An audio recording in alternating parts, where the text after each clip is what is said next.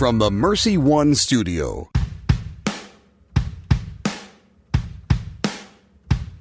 Welcome, folks, to The Uncommon Good with Bo Bonner and Dr. Bud Marr.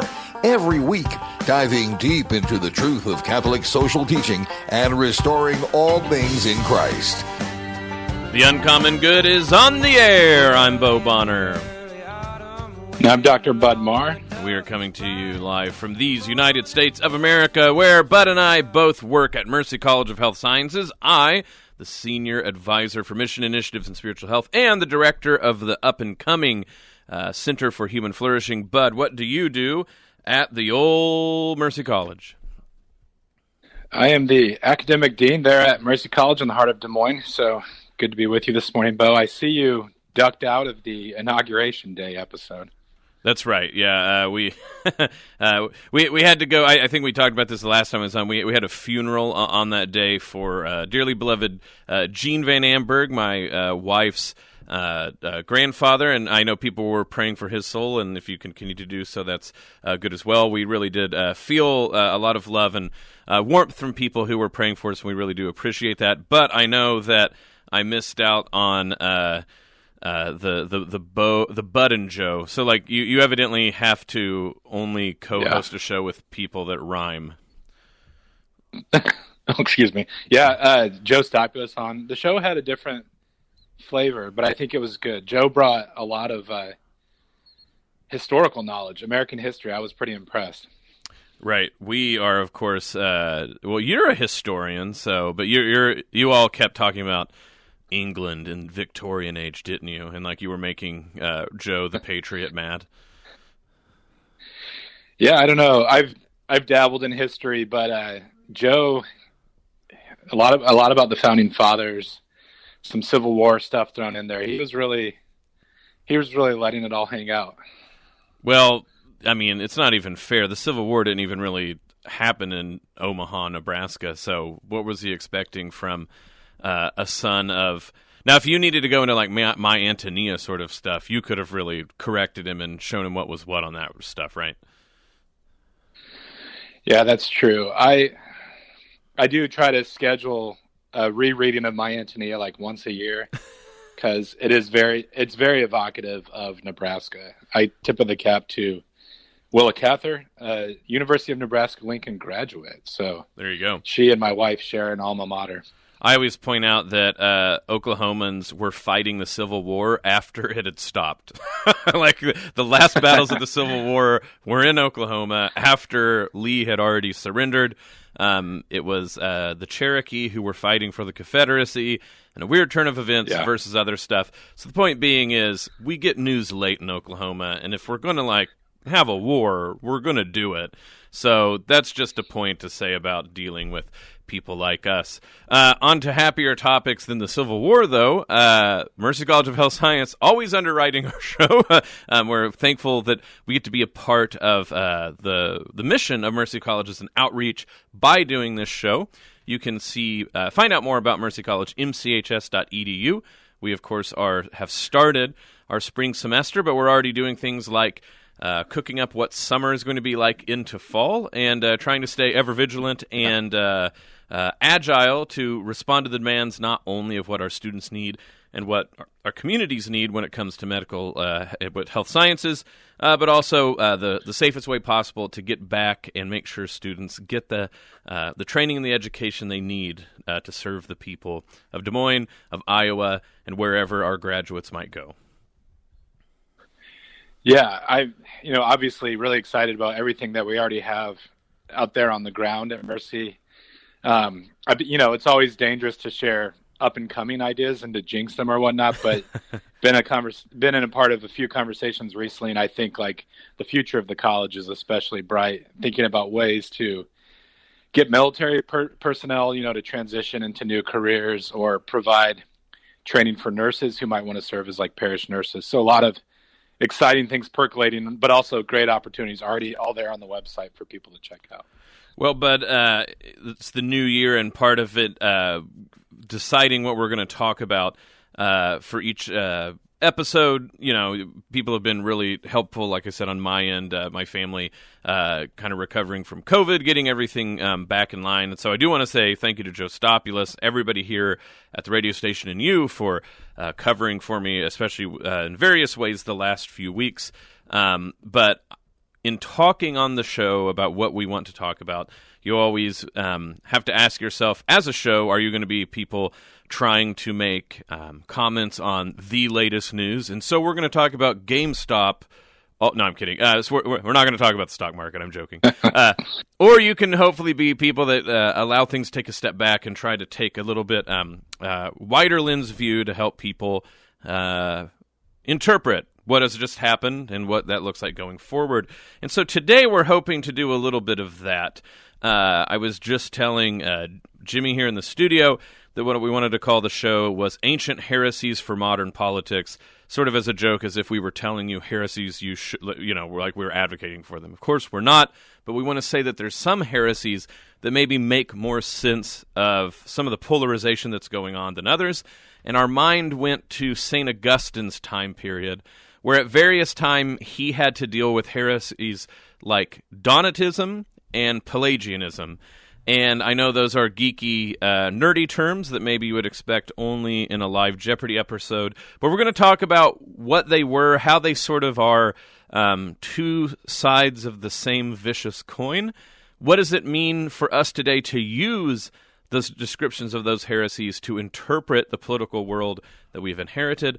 And how is it that we can strive for the golden mean between them so that we can live faithfully and maybe see faithfully too? So that's what we're going to do in today's show. We're going to talk about these two heresies that maybe give us a little bit of insight as to what's going on. This is The Uncommon Good, Bo Bonner with Dr. Bud Marr. We're glad you're here. Stick around. We'll be back right after this.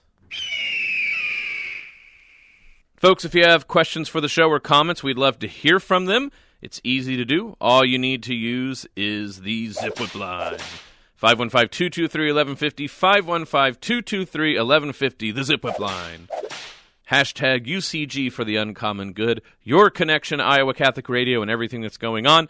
Like you said, we monitor the thing here in studio, so if you want to talk to us live, you can do that, or you can leave a message. Or if you're interested about anything else that's going on with Iowa Catholic Radio, donations, way to volunteer, everything like that, the zip-whip line. 515-223-1150, 515-223-1150, your connection to the Uncommon Good, Iowa Catholic Radio, and what other things going on in your radio neighborhood. This is the Uncommon Good, Bo Bonner and Dr. Bud Marr here on Iowa Catholic Radio, and we will be back right after this. Thank you, Construction Professionals, for your support of Dowling Catholic Sports 365. Construction Professionals is a family-owned business dedicated to our customers. Whether designing, building, or renovating, we are here to better serve you. Our passion for quality craftsmanship, paired with our dedication to creativity, result in a home that reflects your personality, style, and family function. Construction Professionals. Design, build, renovate. CPCustomHomes.com. From our family to yours. God bless. Thank you, Farm Bureau agent Cindy Schulte, for underwriting Catholic Women Now. As an authorized independent agent, Cindy's team can provide health insurance options from Wellmark Blue Cross Blue Shield of Iowa. Cindy Schulte at 1315 50th Street in West Des Moines or on the web at cindyschulte.com. 515-226-2111. Cindy and her team know health insurance. Wellmark Blue Cross Blue Shield of Iowa is an independent licensee of the Blue Cross Blue Shield Association. Products available at Farm Bureau Financial Services. Support for Iowa Catholic Radio and Storm Alert Weather is provided by Divine Treasures. Divine Treasures is a Catholic book and gift store serving the Des Moines community for over 25 years. Their mission is to help Catholics know, love, and keep their faith in our Lord Jesus Christ and His Church. Divine Treasures is where you can find great Catholic books, beautiful Bibles, rosaries, jewelry, statues, and religious gifts for those memorable events in your life. Divine Treasures, 5701 Hickman Road, Des Moines. 515-255-5230. Thank you to Divine Treasures for their support of Iowa Catholic Radio. Support for Iowa Catholic Radio and Faith on Trial provided by Paul Martin and Paul Mitchell, owners of Imogene Ingredients. Imogene Ingredients supply specialized feed ingredients for livestock and pet diets to improve maternal and young animal health in both conventional and organic production. Information about Pharmatan and other products at ImogeneIngredients.com. Paul and Paul are members of St. Augustine's Knights of Columbus and encourage their brother knights to keep standing for their faith. We're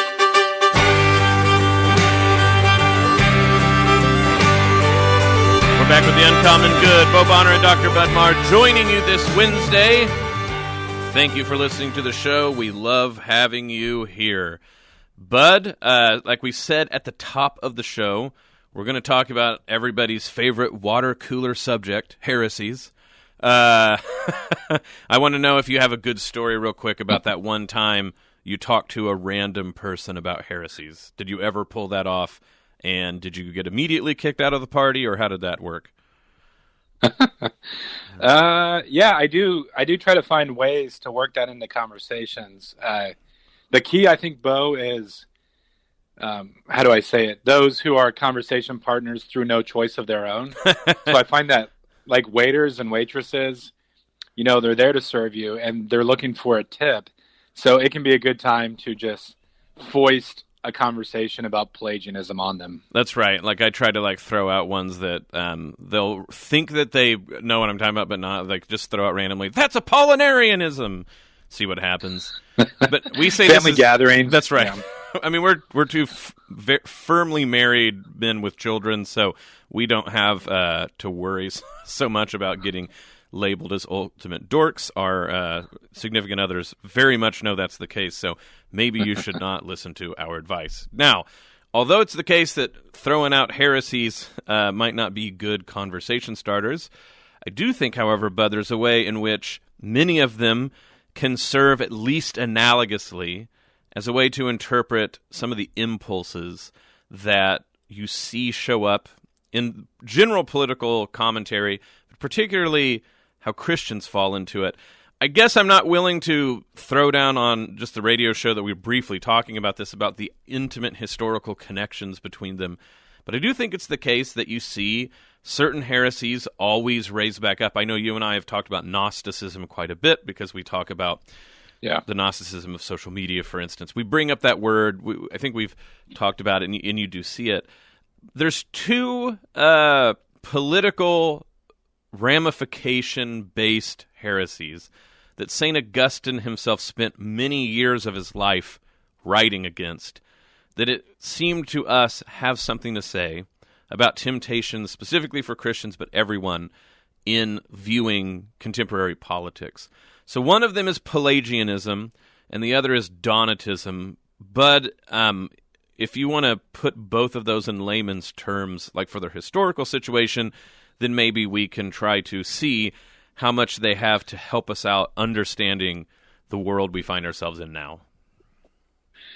I guess Pelagianism in a nutshell for me is, as I've studied it, is this idea that we can save ourselves through our own willpower. So as Catholics, we of course affirm that God created human beings with true freedom, and we're not Calvinists who think everything is set in stone from the beginning, that human beings are totally corrupt, and, really salvation is just something that God almost imposes on us.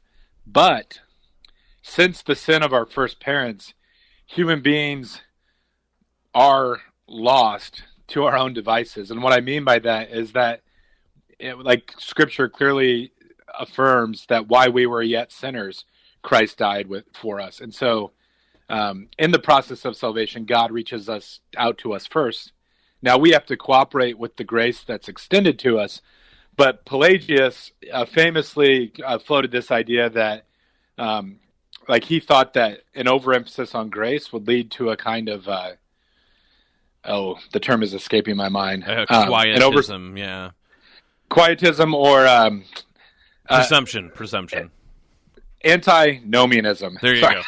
we got all the words that people threw out. Yes. That you would disregard God's law or God's instruction. And so he thought it would lead to a kind of chaotic moral scene. But as Catholics, we affirm that without God's grace, without his reaching out to us, we'd be lost. It's a mystery how we cooperate with that, but we do. And so Augustine held these two ideas in tension, grace, but also our cooperation with it.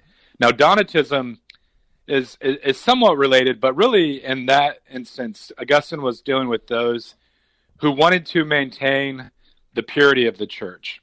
And so this is a good impulse, Bo, to say like, well, there are grave sins that can rupture the health of the community, and when that takes place, the church shouldn't take it lightly. So, for instance, if during persecution, a priest or even like a householder would, if they caved, like say the Roman authorities came to their house and said, "Is there a scripture here in the house?" and they turned it over for like to preserve their own safety or health. The Donatists thought those folks should be excluded from communion, and say like if it happened twice, that they would all like you've sort of like lost your standing in the Christian community. And Augustine, I know I'm getting a little long-winded here, but he came back and said, no, like the Gospels affirm that the weeds grow up with the wheats.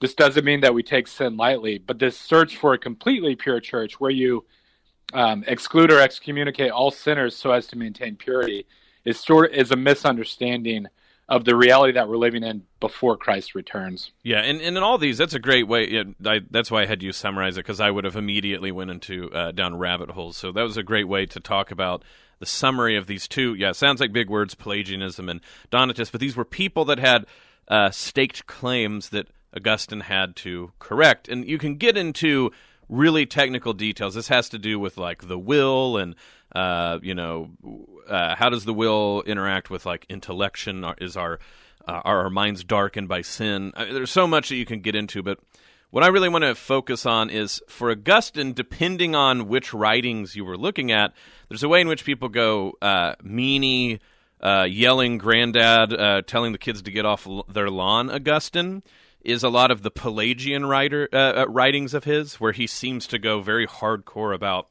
the nature of grace. But then when he's speaking to the Donatist, right, he really seems to be emphasizing mercy and like the merciful aspect of grace, that God actually does intervene in people's lives and that we have to give people a chance to repent. Now, it's sort of funny, of course, because we talk about mean Augustine, not mean Augustine. To the Donatist as a bishop, he actually came down hard politically on them, even if he was emphasizing mercy. And then the Pelagians, he really did try to convince through rhetoric.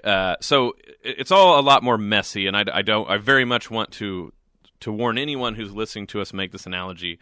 We're not making it lightly and realizing that there's a lot of historical nuance and that they don't perfectly fit. But I will say, and Bud, you can correct me if I'm wrong, that there is an impulse long throughout Christianity from then on to fall into these two vices of excess and deficiency. On one hand, we look at the church and we look at the people in it, and if they're not perfectly acting like we think Catholics should, we have the impulse to say, well, they're not Catholic at all.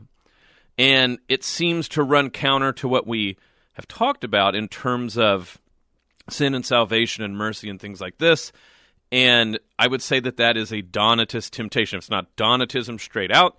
There's a sort of Donatist temptation in the church and in politics to have a sort of purity cult. And if someone doesn't live up to it, or if they've made mistakes, that we exclude them. And the idea as to how do we get this smaller and smaller, absolutely pure kernel, and only they are the real Catholics, the real this party, the real Americans, etc. And on the flip side, Pelagianism, on one hand, can seem like it's easier, right? Because it goes, oh yeah, it's within our ability to perfect who we are. But it also is this sort of strange thing where it also can throw very heavy burdens on people, just in a sort of opposite way of the Donatists. Because if it's within your power to do so, why don't you do it? That starts to be the sort of question. But there really is this sort of Pelagian impulse that we have it in our power to become better than what we currently are. And anyone who struggles, you have to ask why they actually struggle to do what's right. But then also the idea is, if you can do it, you probably should be able to do it. And there's this sort of attendant temptation, right? So there's a sort of impulse to purity, and then there's an impulse to, so to speak, DIY, do it yourself. And I see that all over the place when it comes to how we begin to talk about difficult situations in the church, difficult situations in politics. I especially think about this in even medicine, Bud, where there's this idea that, if you're not healthy, it's because you didn't make the right choices somewhere down the road, as if there's not things like genetics and family history and things like this. So I think that when we look out into the world, those are two things that we realize are very easy temptations precisely because they have good impulses behind them. And I think sometimes people miss that point, that when we make points like this about looking out to the world and that there's errors we make, almost all of these errors usually start with a good impulse before they, so to speak, become something else. Yeah, and as you've already warned about, Bo, it's key to remember we're not saying this group is a one-on-one correspondence to the Donatist, or, like this heresy has revived in our age in the same exact way that it was in the 4th century or whatever. But, the common adage, like those who forget history are doomed to repeat it, we can look back at our church's history and say, like, we've seen these sort of movements before, and this is how they're sort of working themselves out in our history again. And for myself, when you brought up these two as topics for the show today, for me, the Donatist one really stands out. And I think part of it, Bo, is just my history as a Christian. And I came from a Christian denomination that really did want a pure church, to the point that it whittled itself down to like 7 congregations and said, this is what it means to follow the gospel to the T. When I became Catholic, I thought I was moving away from that. And of course, in some ways, I really was. Like, the Catholic Church is a big tent, and there's a diverse crowd inside of it with, a lot of lively arguments and debates taking place. That's a nice but way I to say still it. sometimes see this impulse. Yeah, that was the Bud charitable version. That's right. I think, Bo, this next example, I think you were actually visiting me in St. Louis when it happened, but it kind of brings all this to mind. We went to Mass at the cathedral there in St. Louis, and I think we both wore ties because we're like, well, we're going to be in the presence of God, so we'll wear our Sunday best. And a well-meaning priest afterwards came up to us, and at that point we were young enough to be mistaken for seminarians. Right. He's like, are you guys in seminary? We said no, and I explained to him I was studying theology at St. Louis University.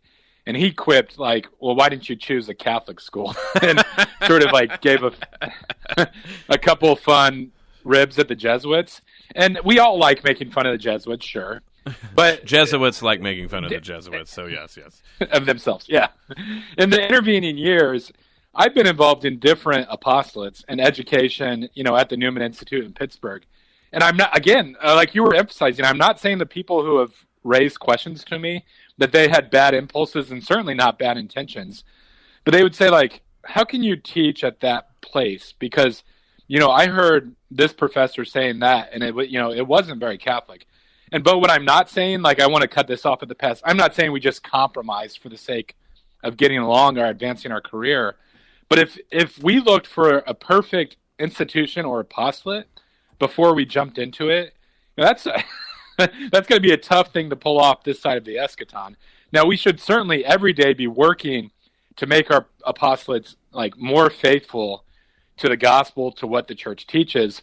But I don't regret for a second, Bo, sometimes involving myself in imperfect causes for the sake of accomplishing a great good. I'm going to pause there. Like, we could really get into the question of like moral cooperation with evil, what that looks like. How do we know how to discern those things? But I think there is that Donatist impulse to say, like, well, we're going to, if I can just like live out in the country and work my 9 to 5 and not get involved in this, that, or the other, when Jesus returns, I'll be set, and I think there is a danger there. Right. And I mean, to be upfront, I absolutely think that there's a time where you should not be a part of things. I say this as someone, I'm making this point on air as someone who has refused to join either of the political parties, except like when you have to in order to like vote, for primaries or whatever. But I've made the assessment that I don't think you can. And I know other people disagree with me and like would love to be able to talk about that. But my point is, I'm not acting like it can come to the point where you shouldn't be a part of X, Y, or Z. But I absolutely think that it's right for people to come confront me about that and say, are you being a Donatist about it? Do you think you're too good to belong to the flawed institution that will necessarily come about because humans are a part of it?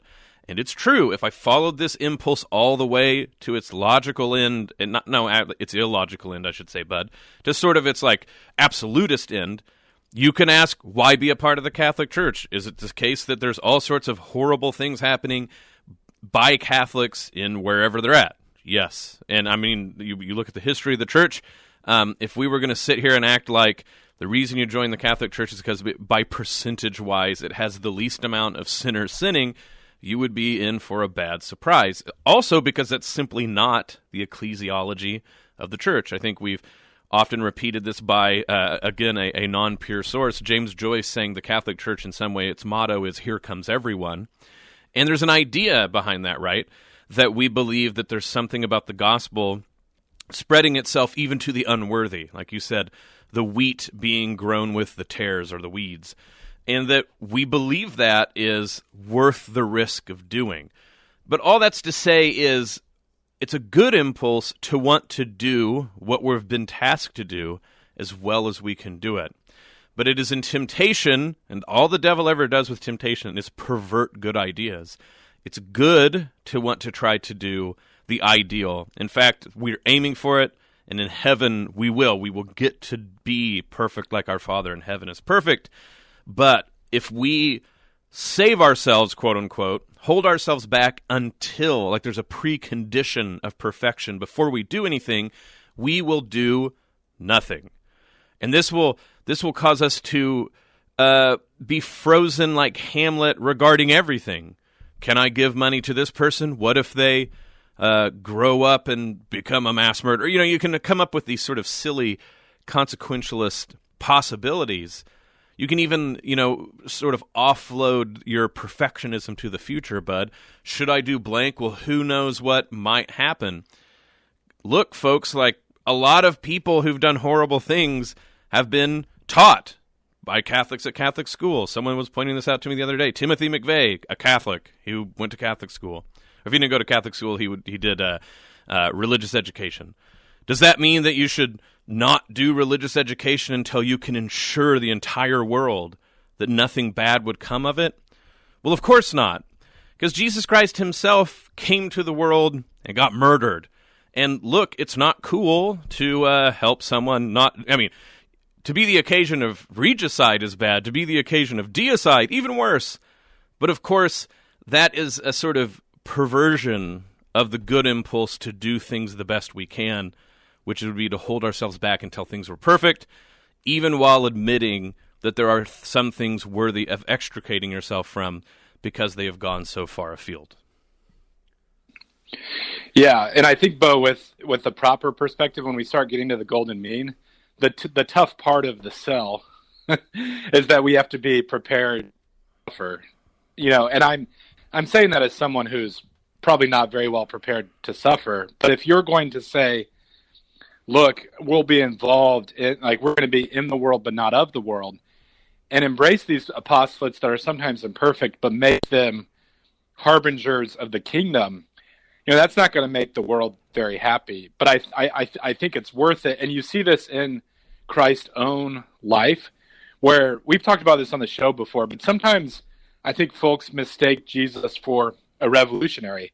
He's challenging the religious leaders, he's challenging the political leaders, so he must just simply be upending the system.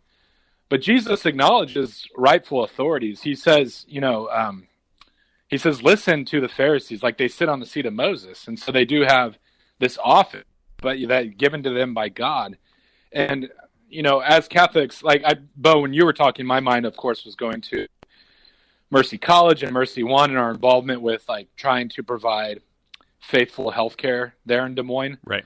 And that's challenging these days. The world is, when I say the world there, I mean the world like in a pejorative sense, is like turning the screws. And I think it's going to be tougher and tougher for Catholics to say, look, we're delivering high quality healthcare, but we're doing it in line with what the Catholic Church teaches about the dignity of each person. But we have to be willing to take that risk. And even if we happen to fail, meaning say someone were to shut us down, we could say, God, we use these talents that you gave us, and we wanted to be as faithful as possible. And in the end, the faithfulness that was provided was a witness to a truth that the world couldn't accept. That's right. With 30 seconds left before we go here to sort of wrap up the Donatism and going into the Pelagianism after the break, there was a friend I have, Thad Cockrell, who's this great, he did a lot of country music. He's done more pop stuff lately, and he was about to quit music, and then yesterday he got on Jimmy Fallon Live. They asked him, and he has this song called Swinging, and he goes, if I'm going to go down, I'm going to go down swinging. And I think actually that's sort of like this the way that we have to say, we will refuse the Donatist temptation, because if you're extricating yourself from something because of it's morally problematic and you're willing to suffer for that extrication, great. But if you're unwilling to be a part of something because it might be difficult and it's actually easier to do that, don't worry, right? Like, go down swinging for the gospel, and it's worthwhile and good to do. Well, this is The Uncommon Good. We'll be back right after this. Folks, if you want to keep up with what Iowa Catholic Radio is doing, it's easy to do so using our social media. You can go to the Iowa Catholic website, www.iowacatholicradio.com. There you can listen live, you can donate, you can even see pictures of people that you probably might regret after you seeing them. I'm thinking mostly of me. You can also sign up for emails to keep up with what we're doing in and around Des Moines and on air. You can sign up for all of that there. We also have Facebook. Just look up Iowa Catholic Radio and friend us, and you'll be able to have all of the Mark Zuckerberg approved benefits of being friends on Facebook. You can go to Twitter at IA Catholic Radio. Read our tweets. I guess you can hear them if you have one of your robots read them. I'm not sure how to do that, but you could. Also, download the Iowa Catholic Radio app, and anywhere you have data, you can listen live, donate, and all that goody stuff. This is The Uncommon Good, and we'll be back right after this. Bielda Ken Construction. Not going along with the crowd will help you stand out in the crowd. Bielda Ken Construction proudly supports Iowa Catholic Radio. Bielda Ken Construction is a commercial general contractor providing pre-construction, estimating, and scheduling services through completion of construction. We can build projects ranging from tenant improvements and historical renovations to high-rise buildings. We build confidence. Learn more about the nearly 40 projects in the Des Moines metro area completed by Bielda Ken Construction by visiting www.bdconstruct.com. Support for Iowa Catholic Radio and Christ is the Answer with Father John Riccardo is provided by Confluence Brewing Company, a local brewery featuring seasonal and limited release beers located off the bike trail south of Grays Lake and online at confluencebrewery.com. Confluence Brewing Company has growlers to go, apparel, and other gifts for family and friends. Confluence Brewing Company is available for curbside service and would like to thank you for your support. Thank you, Confluence Brewing Company, for your support of Iowa Catholic Radio. Hi, this is Father John Riccardo, and I want to thank Caldwell Parish Funeral Home and Crematory for underwriting Christ is the Answer. Losing a loved one, as we know, is never easy, and it can leave you feeling lost and even hopeless at times. But Caldwell Parish helps ease that burden by sincerely caring both about your loss and about your faith. Caldwell Parish Funeral Home and Crematory is Des Moines' only Catholic-owned and operated funeral home. Their number is 515-276-0551 or online at caldwellparish.com. Here's your forecast on Iowa Catholic Radio. We have Arctic high pressure moving in from the west, and that'll gradually clear things out as we get through the afternoon hours, but it will stay cold for the next couple of days. Our high this afternoon only in the low 20s. Partly cloudy overnight, our low near zero, and then mid-20s for the high tomorrow, and we should get plenty of sunshine. A few clouds on Friday, but warmer with our high in the mid-30s, and then another round of snow coming in on Saturday. I'm meteorologist Steve Hamilton on Iowa Catholic Radio. This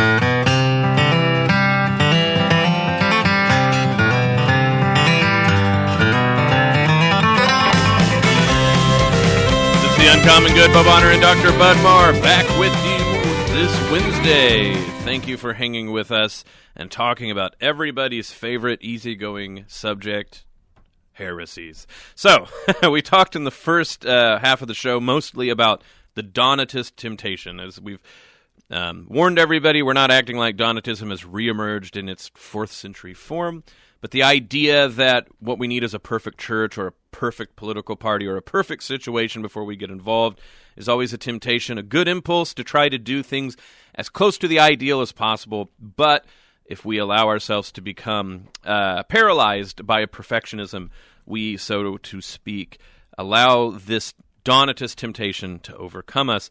On the other side, and it's not that it's a polar opposite one, but there's a way in which you could probably end up weirdly being a Pelagian and a Donatist if you tried really hard. But I would say that you often see sort of contrary impulses, and one is towards this sort of perfectionism that sort of makes us unwilling to act until there's a perfect situation. And then there's a Pelagianism, which the idea being we can sort of will ourselves to salvation, and that choice, what it eventually becomes, I don't know if this is fair to say about Pelagius himself, but the sort of modern version of this Pelagian temptation is that our choices are sort of utterly free and unconnected, and that people in any situation could really choose what they want to do, and if they would just choose the right thing, they would solve whatever problem they have. That's how we look at it with individuals. We then abstract that to sort of society itself, right? That what politics is just an infinite field of choices, and there's obvious right choices, and if we would just do them, everything would turn out great. There's a lot that this seems to miss. For instance, that people can make the best choice available to them, and it still not turn out hunky-dory. I think 2020 should have taught more people this lesson, but it seems to have exacerbated the opposite. But when you see that sort of idea that we're not saying that Pelagius is risen from the grave and that there's Pelagians in the 4th century since, but that there's this temptation that we believe our perfectionism is within our grasp. Have you seen that, for instance, when you have a chance to teach, like bioethics, or when in talking with people about what we should do as a political body? Yeah, when we were prepping for this show, I'll be honest, Bo, I was kind of curious, like, which direction you were going to go with the Pelagianism, and I intentionally open-ended because it's kind of fun to have a surprise on a Wednesday morning. But just hearing you talk right there, what comes to mind for me is it was interesting when we co-taught bioethics. Near the start of the semester, you would remind students that the survival rate for all of their patients was 0. Right. Meaning we're all going to die. And I think deep down, we all know that, obviously. I mean, it's a rational thought. But there's something about our individual personalities, but also I think the way that our society kind of structures care for the terminally ill, that puts that thought out of our mind, even, or maybe especially for impressionable young medical practitioners who have a good impulse to say, like, I really want to save anyone who comes my direction and do all that I can to get them to recover from whatever is ailing them. The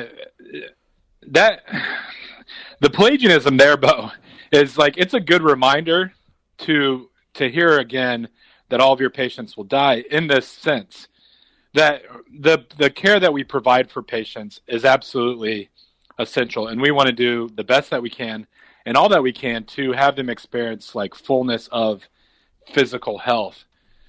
On the other hand, none of us gets out of this life alive.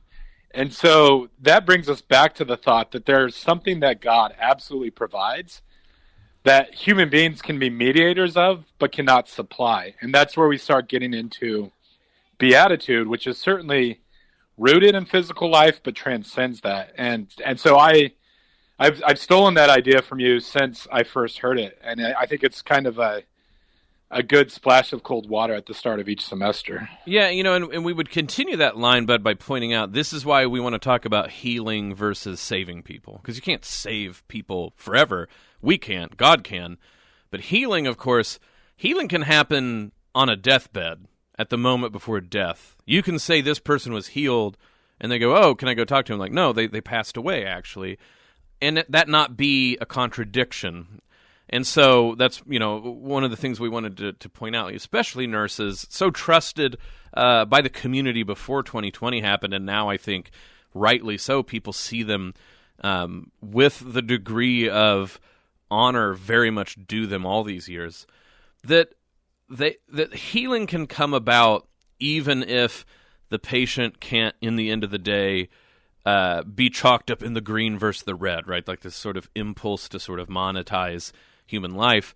So Pelagianism, it seems to me, if you're putting it this Pelagian temptation, not the actual people back in the 4th century, goes along with this impulse to sort of flatten that distinction, that we all need healing, and healing comes outside of ourselves, and even when we're moments of healing for other people, that there's a way in which, before you even get to the theological aspects of it, Bud, that some of that being a moment of healing for someone is out of our control.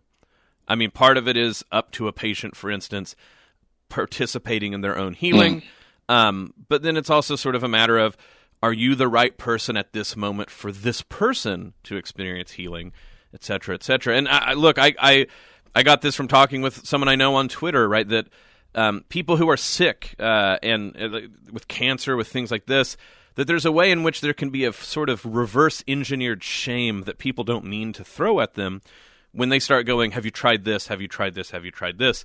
The impulse being, right, if you choose correctly, you wouldn't have cancer.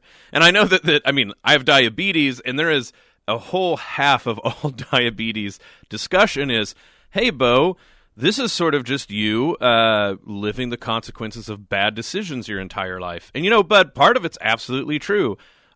The sort of like amount of Dr. Pepper, Pepsi, and Mountain Dew that I consumed is certainly was not helping at all. But of course, like, also that has some cultural aspects to it as well. When you have a dad who works in the natural gas industry, and he once drank water that was had brine and spent natural gas stuff in it, and then he would only bring Pepsi to work because he was worried about drinking water, that rubs off on you. It was the 80s. We all kind of thought it was an American duty to put as much corn syrup into our veins as possible. Also, you know, genetics. So my point being is that can sound like I'm trying to make excuses, but of course Augustine's not. He's saying that it really is this sort of alchemy, this mix of things you do in response to things you never had a choice about. The Pelagian impulse is to go in a consumerist way, and that's really what this is, right, Bud, is that if we only chose or purchased correctly, we would not have the current problem we do, or we could solve the current problem that we have.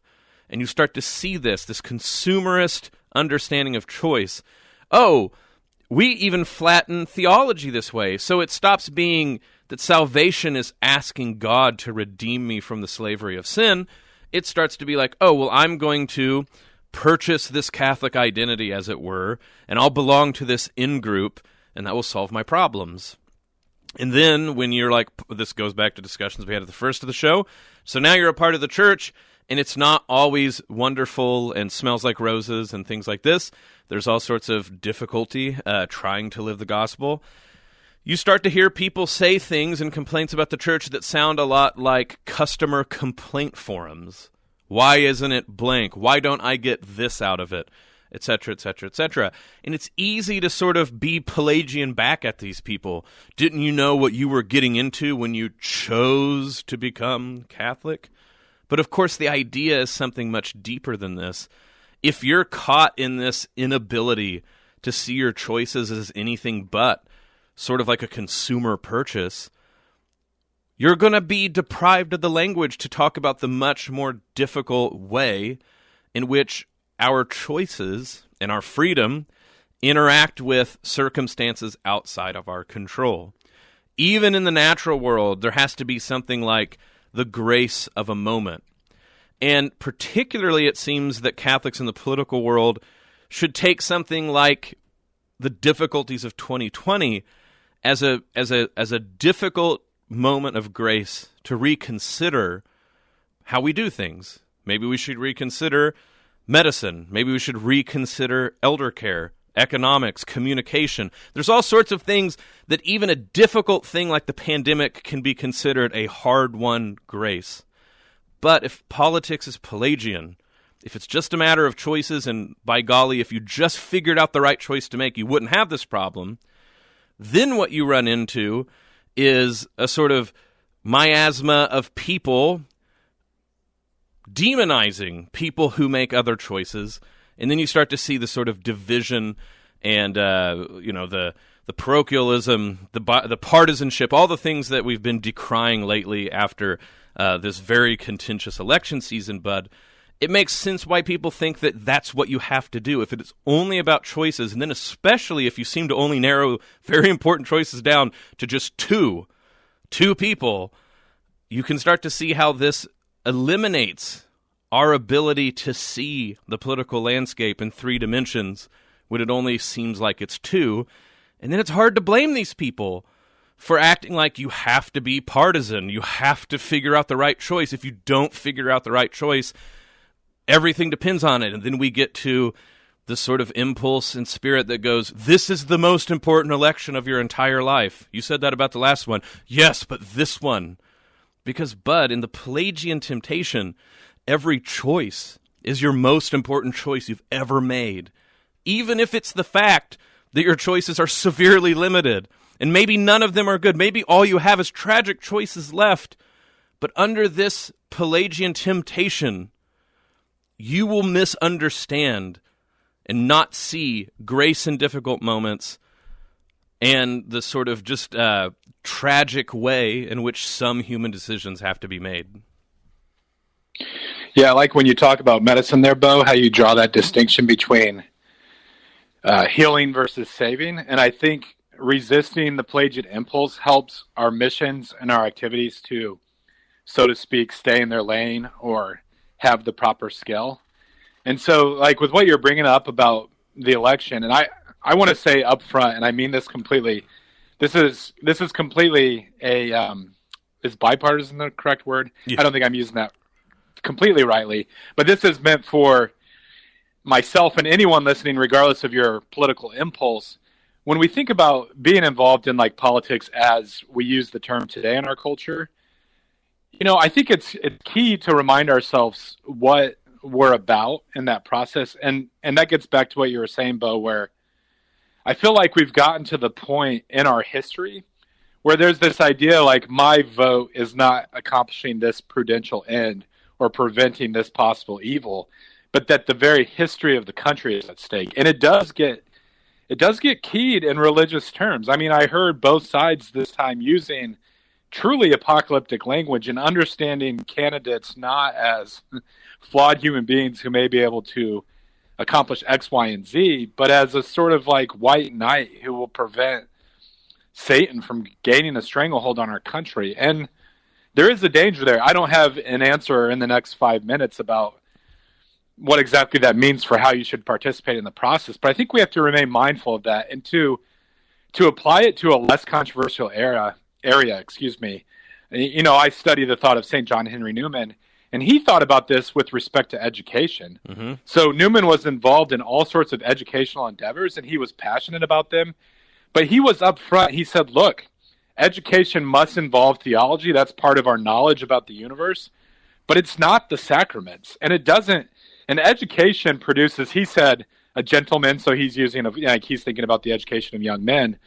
But it doesn't necessarily produce virtue, because he's arguing with some of his colleagues about, you know, there were prime ministers and others who said, well, if we just build really nice libraries in the bad part of town, you know, basically, to put it how they sort of imply it, like the poor will become virtuous and hardworking, etc.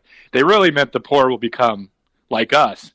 But Newman's like, no, you're misunderstanding. You're trying to make education, like you're trying to frame it as what only the church can accomplish. And of course, that whole discussion about growth and virtue, like that's very complicated. But you see, Newman was pressing people to say, understand education, not in Pelagian terms, not as something that can provide salvation or to make others become who you think they should be, but it accomplishes an important end, but not that ultimate end.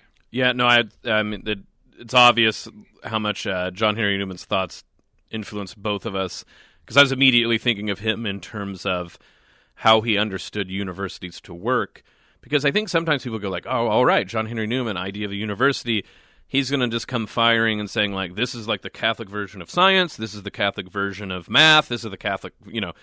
And actually he goes, no, look, all of these different fields, they have their own ends and actually quite separate from each other sometimes and the concerns of the church.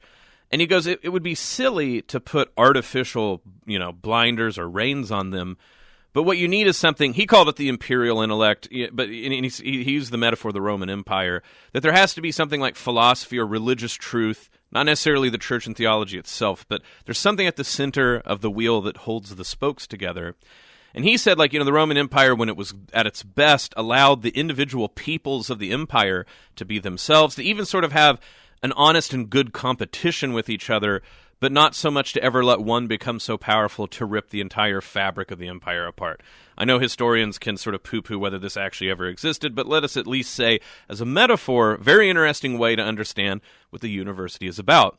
Now, when I've taught this, and people have been excited about hearing Newman's theory of the university, Bud, there's always a group of people who go, but aren't we trying to make people blank, better, virtuous, Christian, whatever it might be? And it's the Pelagian impulse. It's to act like, well, what you do with a university is you make the right choices, and after you're done, you got a Christian who's not going to make mistakes. And of course, this misunderstands that the goal of sort of cultivating gentlemen and gentlewomen is to make moments of grace and education possible, but you yourself can't manufacture them. And that's why he talks about cultivating minds and cultivating things through education, is you can prepare a field for rain, but you are not a rainmaker. And I think you're right. I think about the example you give. The idea that you can just plant libraries somewhere and then, 1-to-1 ratio for every library you have people like us, quote unquote, that sort of implied term, like you said, is, again, Pelagian. If we just make the right choices, if we just put libraries in the right per square footage in a town, everything will turn out correct. And it just seems to miss some of the capriciousness, some of the tragedy, but also the grace and the comedy, in the good way, I mean that, of life, and misunderstands profoundly what we're even going to do when we try to do things political. Politics is provisional in precisely that way. It is what we're trying to do for the city now and what the city might be soon. And we try to get to the ideal, like this is Plato in the Republic, knowing that we will often miss and that sometimes our good intentions will become the next problem to be dealt with. But that doesn't mean we need to be quietist. We don't need to be Donatist, right? We're not going to participate unless everything's perfect. But it also means that we don't need to be Pelagian. We need to be incarnational.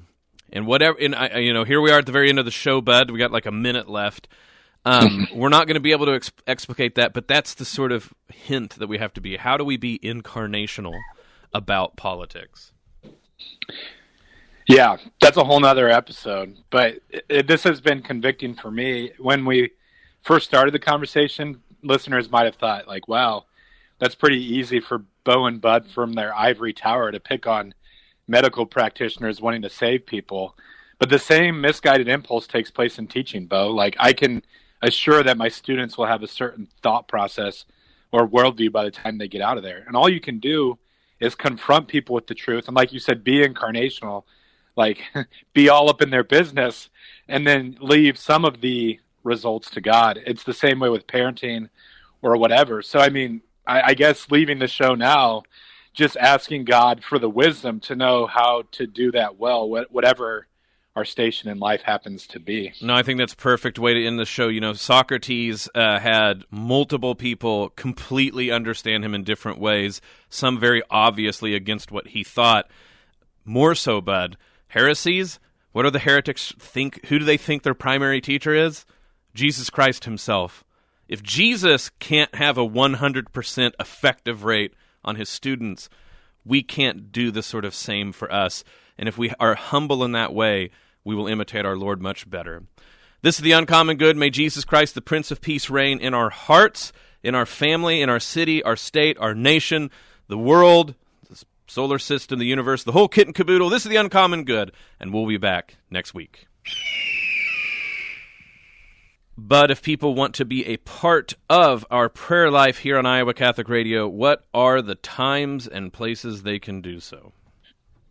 Several great opportunities to pray with us daily. We pray the Rosary on air at 5:30 a.m., 9:30 a.m., 9:30 p.m. Rosaries on the Iowa Catholic Radio app. And then a couple other on-air prayer opportunities, the Angelus at 6 in the morning, and then we pray the Divine Mercy Chaplet daily at 3 in the afternoon. Folks, like we said, we want you to be a part of our prayer life because we think you are more than just mere listeners. You're not simply passive recipients, and we are not simply the active people giving you things by speaking on air here. No, in fact, we are part of the same ministry. And when you pray with us, you are furthering the goals and the ends of what we are after here on Iowa Catholic Radio, spreading the reign of our Lord Jesus Christ and letting his message reverberate at all the places that people are able to engage. So we ask very much for your prayers.